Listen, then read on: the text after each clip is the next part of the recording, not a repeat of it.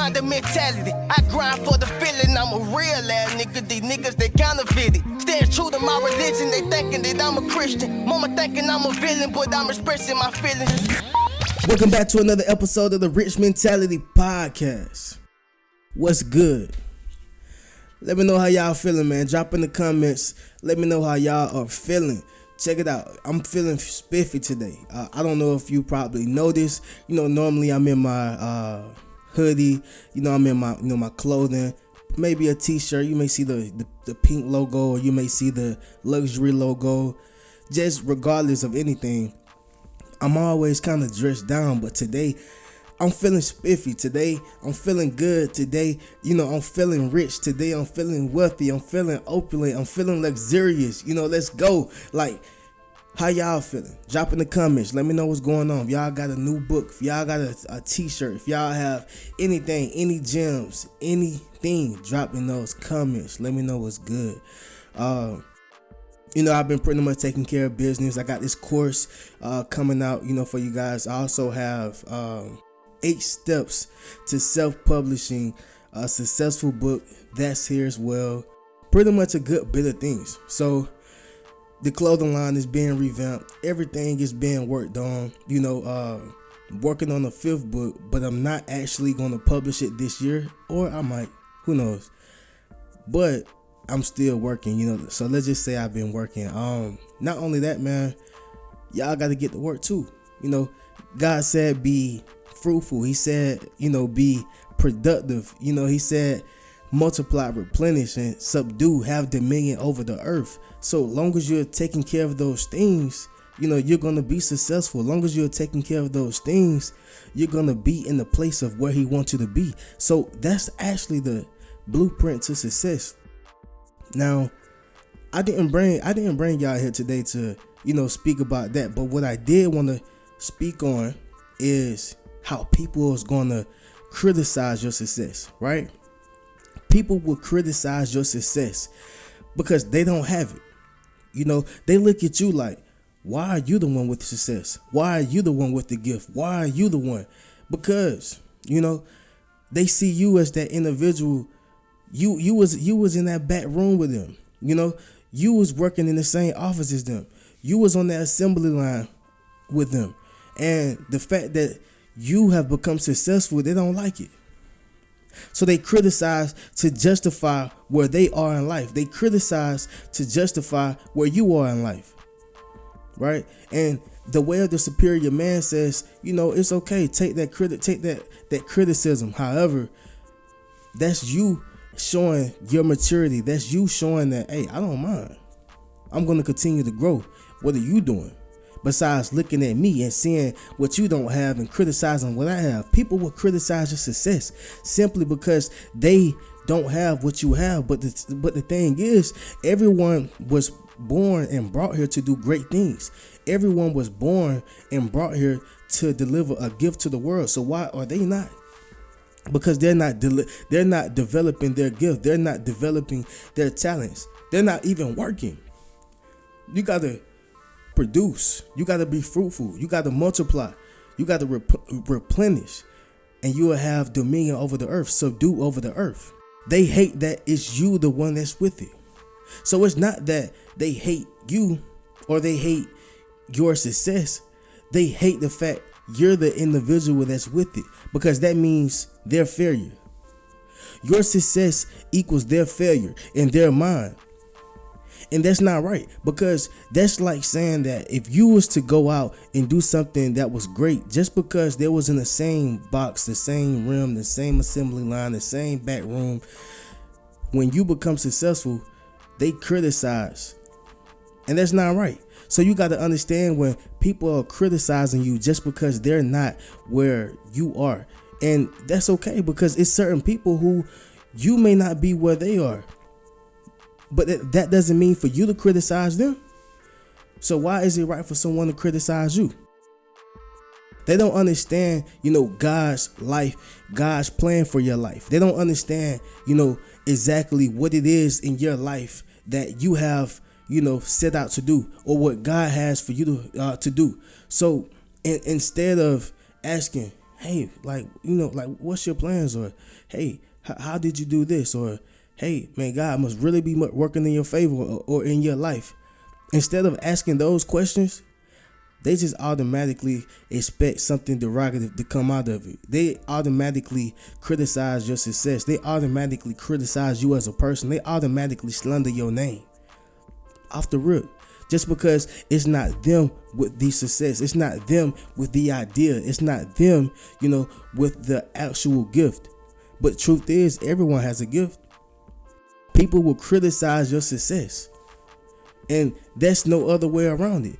You know, some people are scared of success and some people want success. But the fact that you have success, both sides are going to come with it. And that's regardless. So you got to understand that, you know, they have to justify where they are in life. And they have to justify where you are in life just because they don't have the success that you have accumulated. Ain't that something? That's crazy. You had more opportunities. You had more support. That's their mentality. You got more opportunities. You got more support. You know, people love you more. People want to see you succeed. People helped you more. But in actuality, that's not the key factor. In actuality, you had to work with what you have, and that's why I entitled this podcast Mental Health is Wealth, because all of that plays into mental health, right? So just as well as you have to have physical wealth, you know, physical health that determines your wealth, you also have to have mental wealth. Mental wealth is important, it's significant, you know, it's imperative to have. Make ways and not excuses. Make ways and not excuses. But what do you mean make a way, not an excuse? Well, find a way for it to get done. Simple as that. Instead of trying to criticize the next man, find a way for what you have to do to get done. Bottom line. Make ways, not excuses. The truth is, the person that's on the other side that's being criticized, they feel pain too. The truth is, the person that's on the other side had to work for everything that they have. The truth is, nothing was handed to them. But instead, they rather criticize your success because they got to justify why you are where you are and why they are where they are. Your success in their mind equals their failure.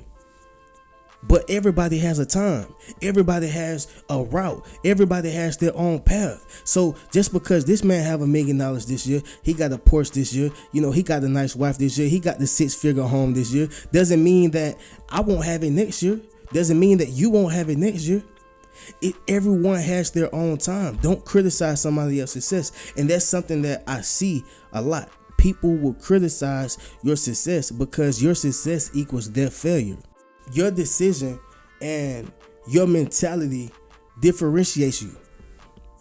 You know, the decisions that you made, right, and your mentality differentiated you.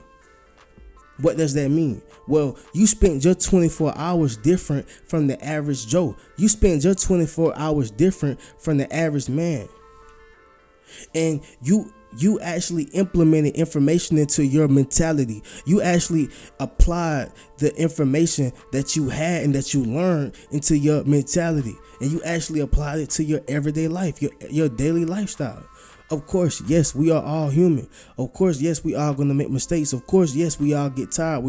But at the same time, you got the same 24 hours as me. You got the same 24 hours as me, and I got the same 24 hours as you. So why are you mad? Or why are you mad at this other individual, right? People will criticize your success just because your success equals their failure. And that's critical to mental health as well. You know, and I'm actually going to get deeper because I think that in our communities, you know, particularly, we actually deal with more mentally on our mentals than any other race. And I'm not saying that they don't as well. I'm not saying that they don't deal with certain things as well. But what I am saying is that, and what I am clarifying is that we actually deal with more things mentally because not only we got the world after us, right? You know, we got the women after us. We got The whole world is on the shoulders of a black male. The whole world is on the shoulders of African American males.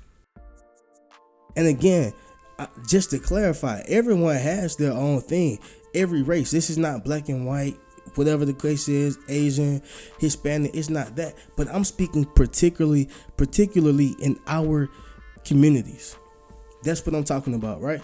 So the gem of the day, as I stated, mental health is wealth. Mental health is wealth. And what I mean by that is young black males, mostly young black males in America, right? Not only are they criticized for their success, not only are they criticized for their accomplishments, but they are also, and we are also, criticized for not being a man, criticized for not understanding how to be a man. But check this out. It starts from a seed. It starts from something much smaller and something that's much more absurd. People don't really people see it, but they sweep it up under the rug and expect for you to just go ahead and deal with it. Don't worry about it. You're a black man. You're a man. But the fact that you are a black man, it's not the fact that you can't live like everyone else and be regular. It's the fact that you got more stuff that's on your back. Statistically, right? 67% of African American males or families, it's only one parent inside their household. Right? Now it gets even crazier. Now, for the whites, it's 24%. Okay? And for the Asians, right, it's 16%. For Indians, it's 53%. And for the Hispanics, it's 41%.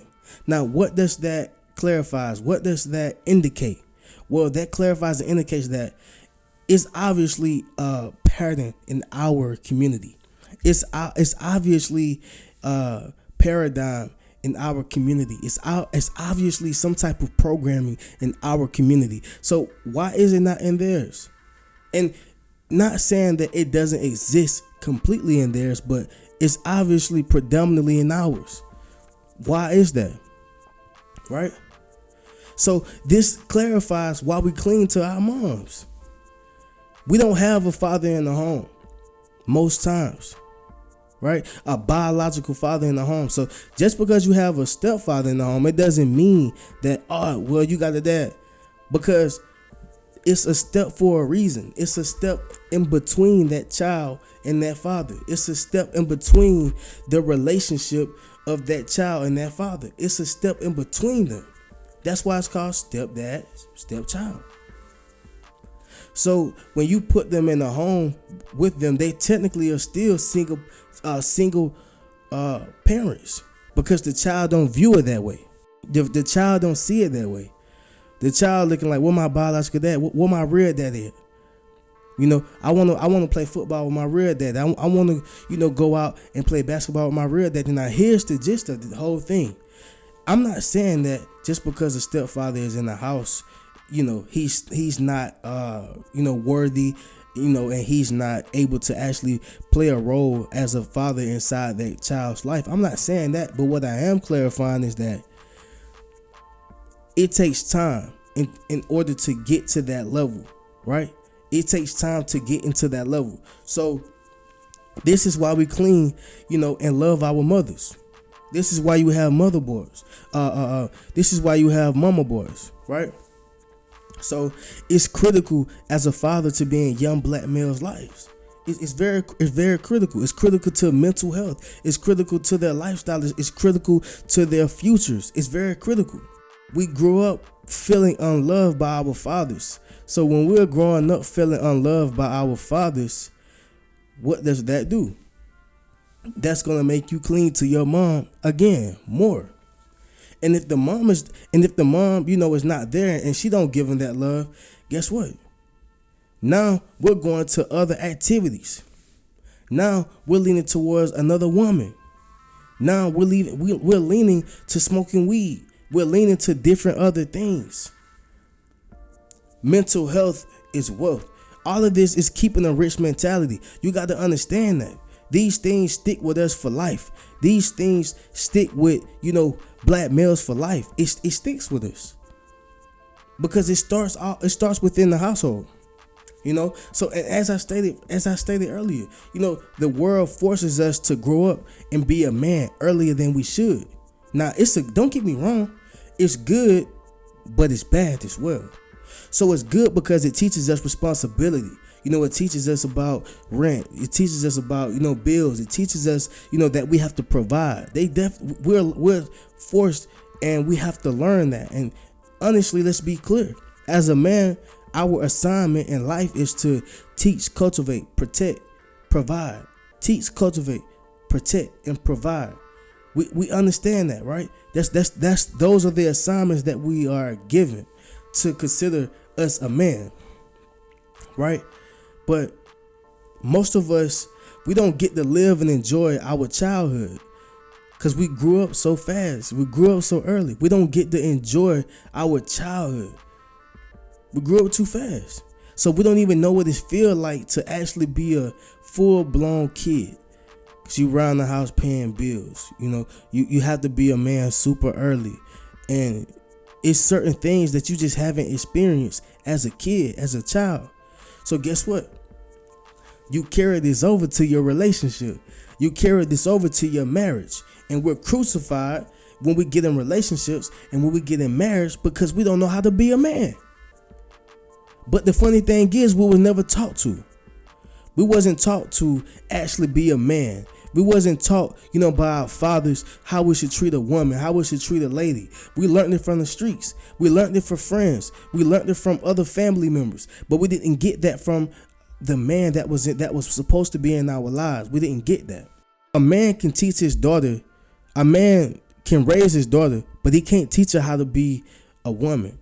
And a woman can't make her son a man, right? In other words, a man or a king, he cannot teach his daughter how to be a queen.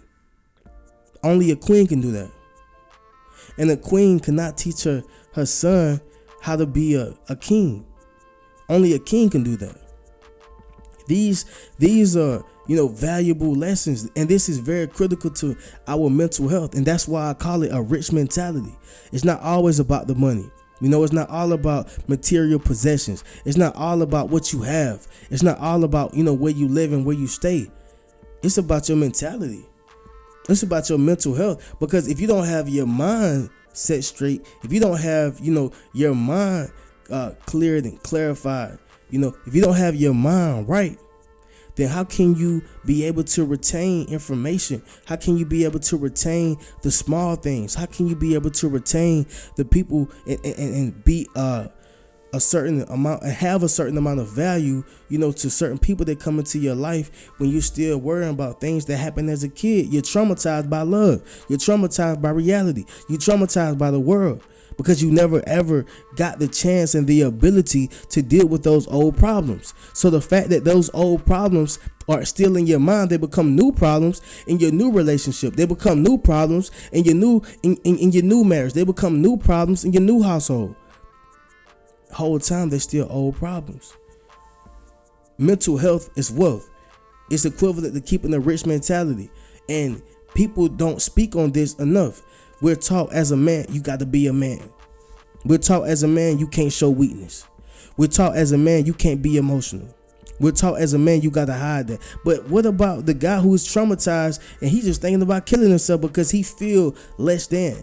When he does express himself, he feel less than. When he does try to put himself in a vulnerable position, he feel less than. When another man tell him that you're not being a man because you're expressing your feelings. But the whole time, that's his mental health. And you got to be able to speak on that. You got to be able to vent on that. You got to be able, and not even just only speak and vent, but actually solve the problems. Actually put yourself in position to solve the problem. Actually be able to understand what it is so you can actually take care of the situation and move forward. That's just like being in an old relationship, right? You get in this relationship and the prior relationship to that, it was abusive. Verbally, emotionally, physically, and you move on so fast and you get into another relationship. Well, guess what? You're gonna bring that same verbal, physical, and emotional abuse into the other one. And that can be a male, that can be a female. But you never did overcome the situation, right? You cannot drink poison expecting for the other person to die from it. It just doesn't work that way. You cannot drink poison expecting from the other person to die from it. It does not work that way. So what do you have to do? You have to get that counseling.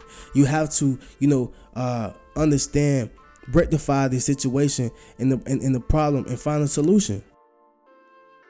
Understand what the problem is and actually find a solution. Actually accept that, hey, I may be traumatized.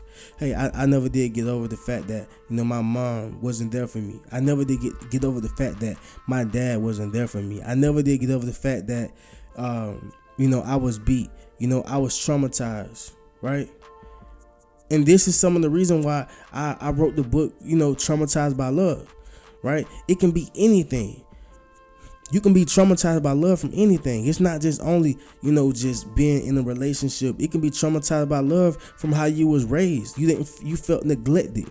You felt like you wasn't, in a loving household. You felt like you didn't get the right amount of attention. And that's what caused you to move different. That's what caused you to be in different situations. That's what caused you to hang with certain people. That's what caused you to go to the streets. Because that was the only place where you felt that you was loved. That was the only place where you felt that you was needed. But you never did deal with the situation. You never did deal with the problem. You only covered it up. But once it's covered up, it's just like you throwing a Band-Aid on an open wound. All it's gonna do is just bleed out until you need another Band-Aid. All it's gonna do is just bleed out until you need another bandage, until you need more, cream or whatever the case is. And that's the same thing with your problem.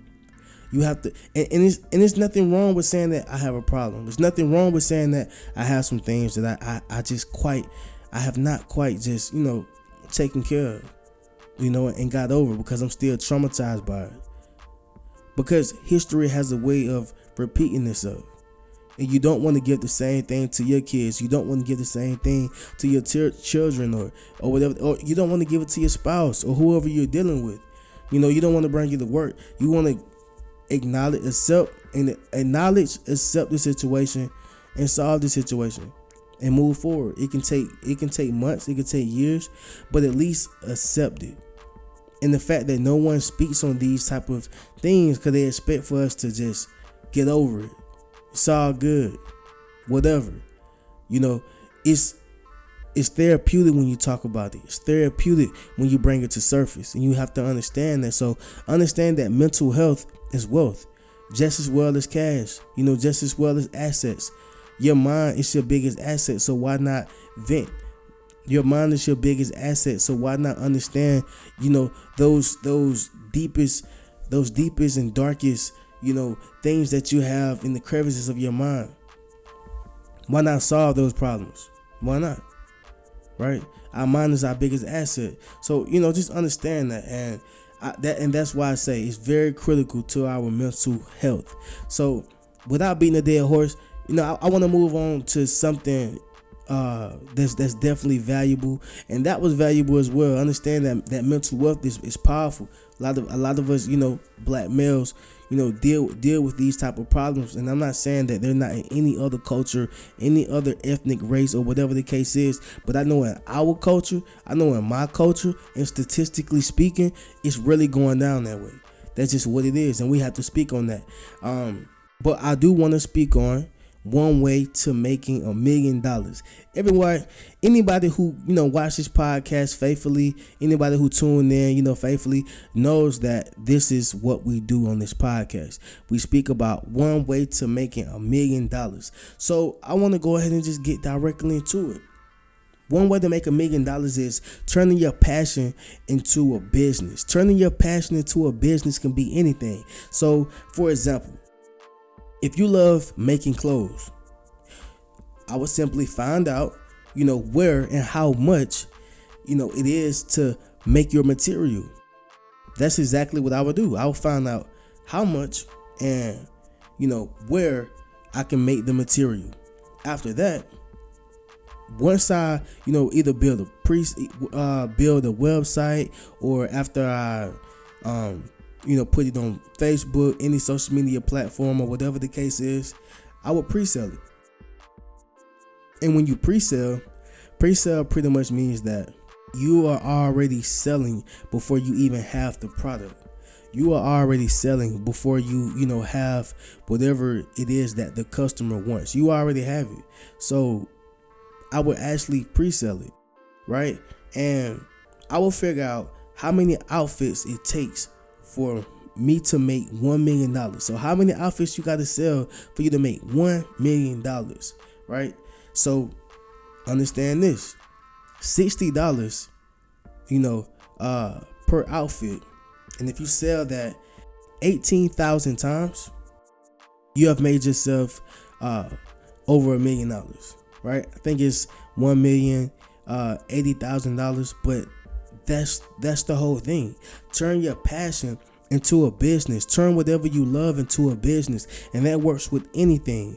If you're a barber, if you're a landscaper, if you sell books, if you're an author, whatever the case is, turn your passion into a business. And the thing is, when you actually love something, when you actually have a business that you enjoy, it's never gonna feel like work. Whenever you decide to turn your passion into a business, you will never ever work again. I'm not talking about the 9 to 5. I'm not talking about something that you dread getting up to. I'm not talking about any of those things. What I am speaking about is whenever you turn your business into a passion, you can monetize that. You should monetize that, and you will monetize that to get to a higher and new level, right? So that pretty much concludes everything with the Rich Mentality Podcast. Understand this: mental health is wealth. It's equivalent to having a rich mentality. It's not always about the money. It's not always about the luxurious and opulent things. Don't get me wrong. When you got that rich mentality, yes, you will retrieve that. Yes, you will attain that. Yes, you will receive success. But understand where the problem resides. Understand where the problem starts, right? Acknowledge, accept, and execute. Acknowledge, accept, and execute. And what I mean by execute is, once you see what the problem is, okay, move forward on that. Once you see what the problem is, okay, go ahead and start solving that, right? But do not, and I repeat, not,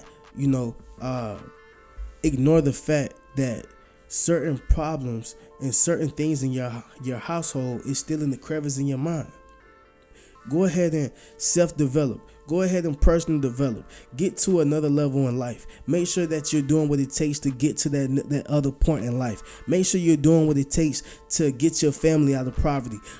Whatever your dream is, whatever your passion is, turn that into a business. Understand your mental health is wealth. And also your mindset should always be in the rich mentality mode. Remember, this is the hub of what the minds. So keep a rich mentality. Peace.